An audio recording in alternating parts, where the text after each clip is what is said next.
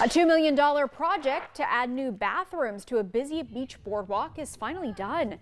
Leaders in Carolina Beach cut the ribbon on the new facilities today. The bathrooms have 20 stalls across 2 levels and are accessible from the beach and ground levels. We heard from the mayor about the project's high price tag and the challenges that delayed today's opening.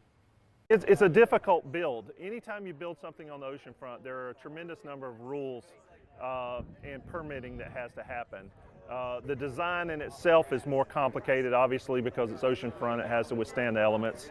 And for us, that made the project a little longer and a little more expensive than you might think. Carolina Beach's town manager says tourist dollars are covering the higher cost for the bathrooms.